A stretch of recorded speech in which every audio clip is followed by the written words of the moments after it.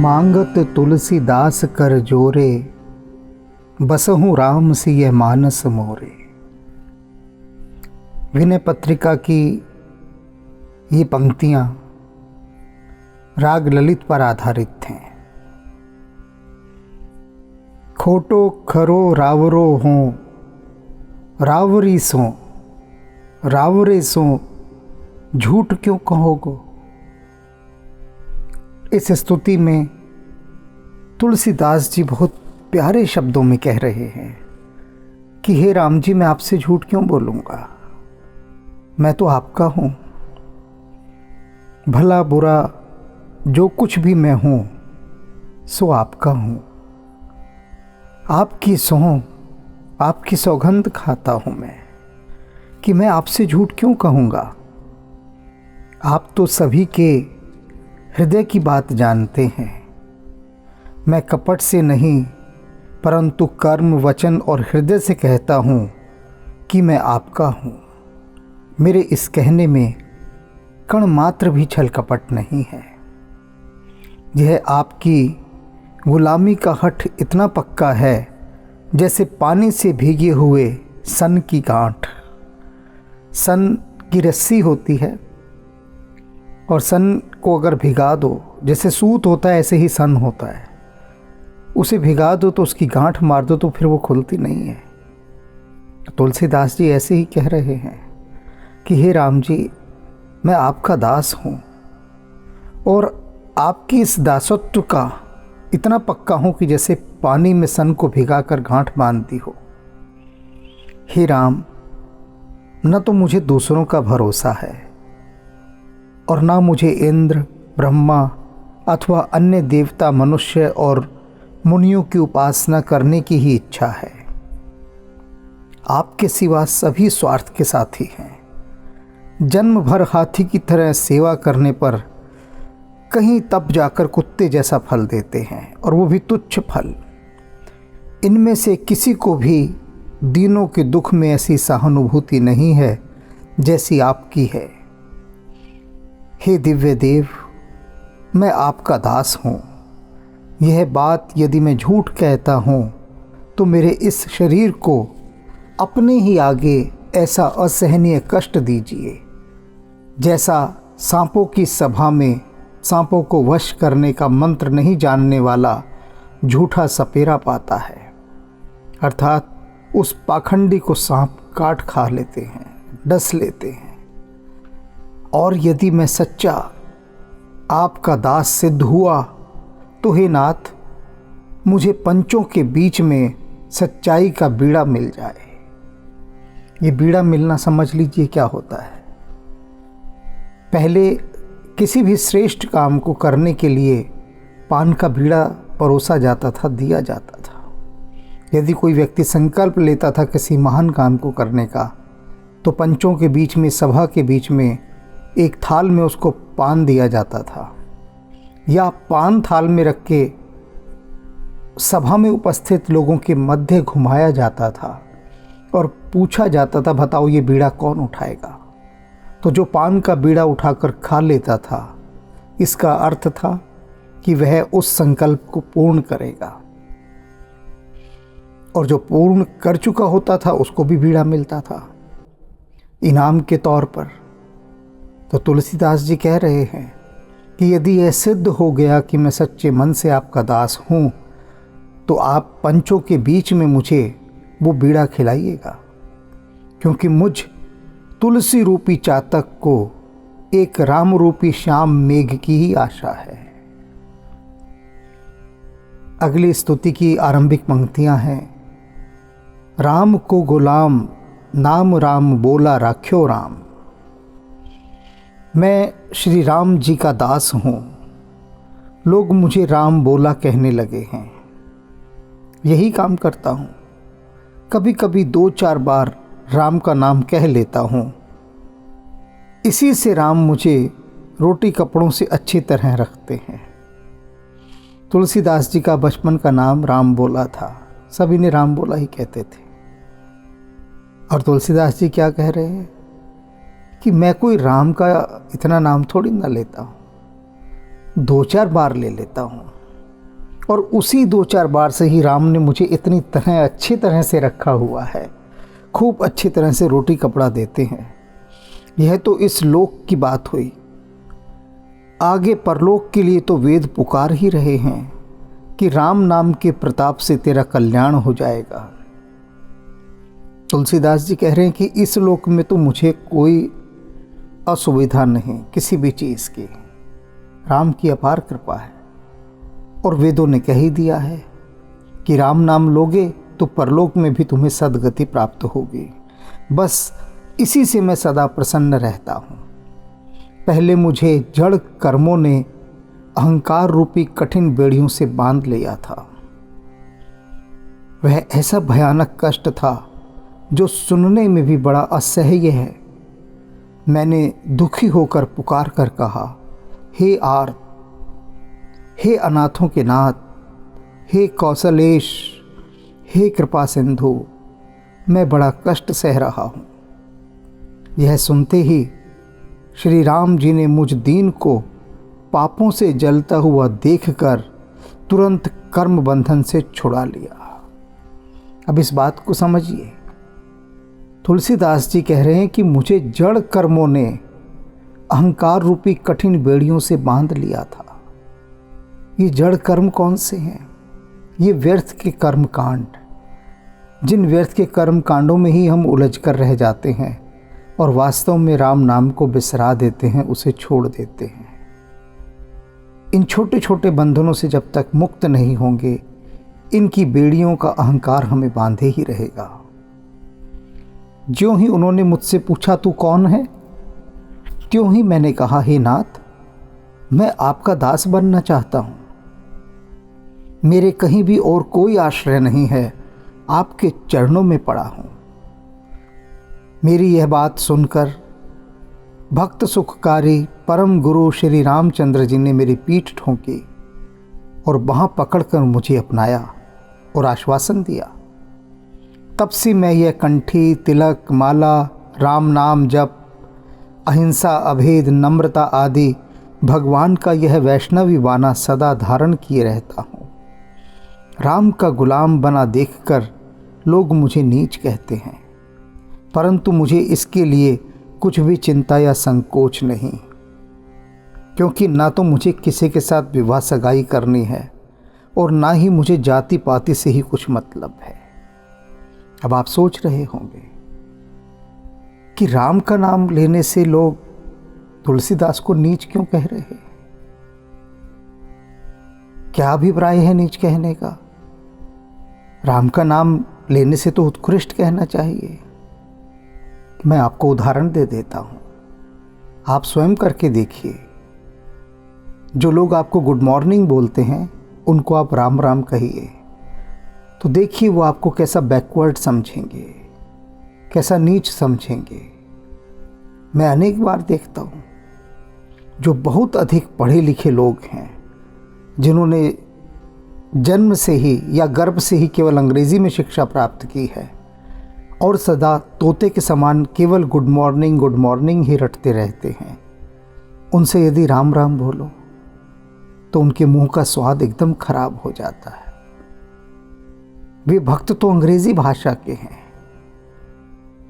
अपनी मातृभाषा उससे उनको कोई अभिप्राय नहीं और राम से भी कोई अभिप्राय नहीं।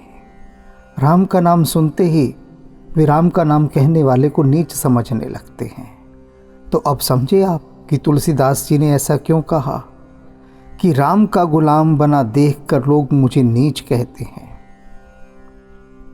तुलसीदास का बनना बिगड़ना तो श्री राम जी के रीझने और खींचने में ही है। कितनी प्यारी बात कही है। तुलसीदास जी कहते, मुझे दुनिया वालों से कोई फर्क नहीं पड़ता कि वे मुझसे खुश हैं या नाराज़ हैं, क्योंकि ना मुझे किसी के साथ शादी सगाई करनी है, न जाति पाति के बंधन में पड़ना है। मुझे कोई अभिप्राय नहीं। लेकिन हाँ, राम के रीझने अर्थात प्रसन्न होने में और खींचने अर्थात रुष्ट होने से मुझे बहुत फर्क पड़ता है। परंतु मुझे आपके प्रेम पर विश्वास है, इसी से मैं मन में सदा सानंदित रहता हूँ। क्या भरोसा है कि राम जी कभी रुष्ट नहीं होंगे, कभी नाराज नहीं होंगे, और इसी भाव के कारण मैं सदा प्रसन्न रहता हूँ। अगली स्तुति की आरंभिक पंक्तियां हैं, जानकी जीवन जग जीवन जगहित जगदीश रघुनाथ राजीव लोचन राम। हे राम जी, आप श्री जानकी जी के जीवन, विश्व के प्राण, जगत के हितकारी, जगत के स्वामी, रघुकुल के नाथ और कमल के समान नेत्र वाले हैं। आपका मुखमंडल शरद पूर्णिमा के चंद्रमा के समान है। सुख प्रदान करना आपका स्वभाव है। लक्ष्मी जी सदा आप में निवास करती हैं। आपका शरीर स्वाभाविक ही परम सुंदर है, जिसकी शोभा असंख्य कामदेवों के समान है। आप जगत के सुखकारी पिता, माता, गुरु, हितकारी, मित्र और सबके अनुकूल हैं। आप दीनों के बंधु हैं, परंतु बुरा किसी का नहीं करते। आप विपत्ति के हरने वाले, शरण देने वाले, अतुलनीय दानी, शरणागत रक्षक और कृपालु हैं। आपका राम नाम पतितों को पावन कर देता है। सारा विश्व आपकी वंदना करता है। समस्त देवता आपकी सेवा करते हैं और सभी वेद शास्त्र आपकी ही गुण समूहों का गुणगान करते हैं। यह सब जानकर तुलसीदास आपका गुलाम बना है। अब बतलाइए, आप इसे अलग समझेंगे या गरीब गुलामों की नामावली में गिनेंगे? कहते हैं, तुलसीदास कह रहे हैं कि बताइए प्रभु कि क्या आप हमें अपने से अलग समझेंगे?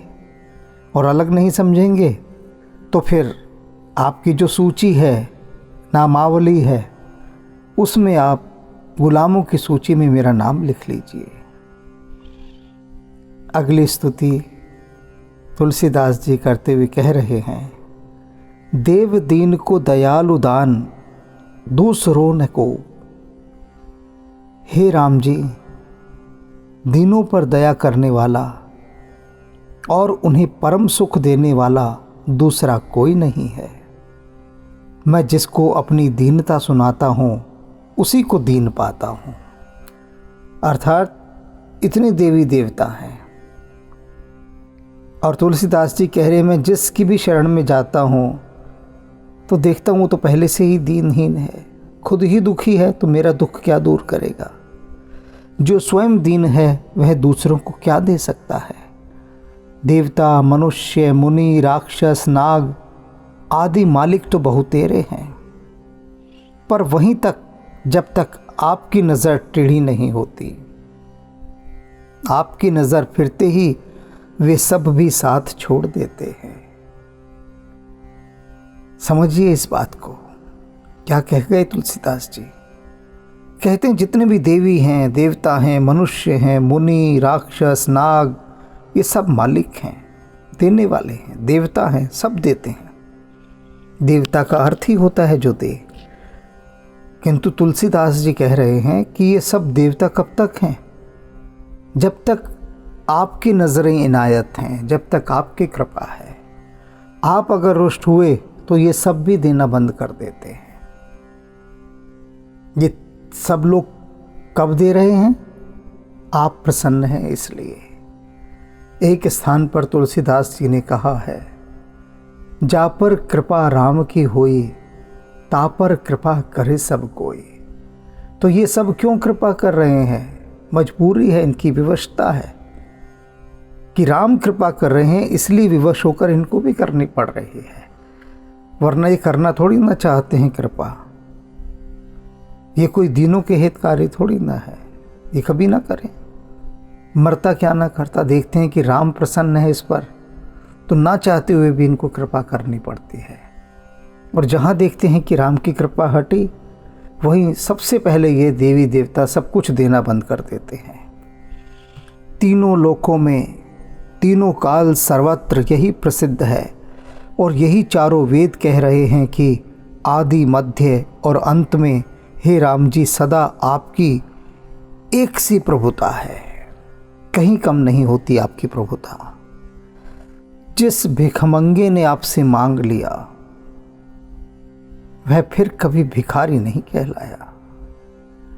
इतना दे देते हैं आप, इतना दे देते हैं भिखमंगे को कि एक बार जो आपके आगे आ गया भिखमंगा, फिर जन्म जन्मांतरों तक कोई उसे भिखारी नहीं कह सकता। वह तो परम नित्य सुख को प्राप्त कर लेता है और सदा के लिए तृप्त और अकाम हो जाता है। आपके इसी स्वभावशील का सुंदर यश सुनकर यह दास आपसे भीख मांगने आया है।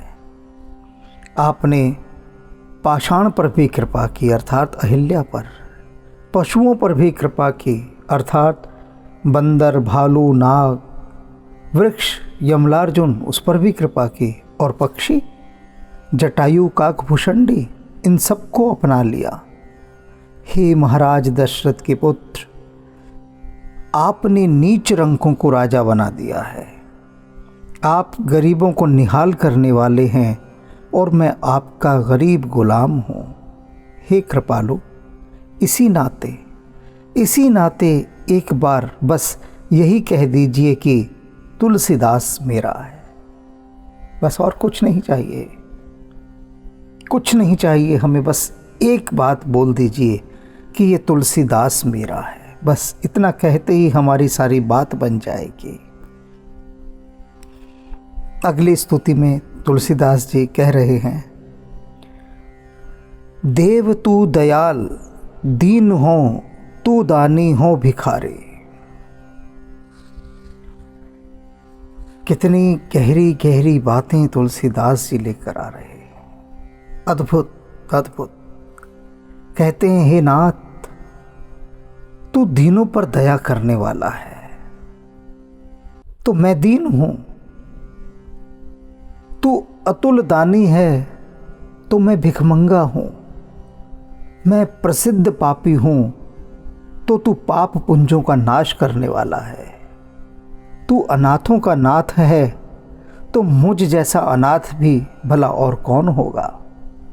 मेरे समान कोई दुखी नहीं है और तेरे समान कोई दुखों को हरने वाला नहीं है। तू ब्रह्म है, मैं जीव हूँ। तू स्वामी है, मैं सेवक हूँ। अधिक क्या, मेरा तो माता पिता गुरु मित्र और सब प्रकार से हितकारी तो ही है। मेरे तेरे अनेक नाते हैं, नाता तुझे जो अच्छा लगे वही मान ले। परंतु यह बात है कि हे कृपालु, किसी भी तरह इस तुलसीदास को, यह तुलसीदास बस तेरे चरणों की शरण पा जाए।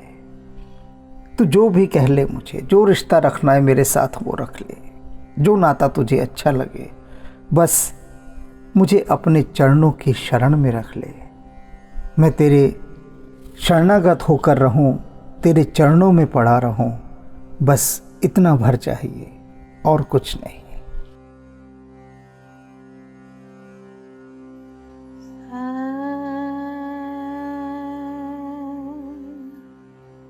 शिवो शिवो शिवा स्वरूपं शिवोऽहं शिवोऽहं शिव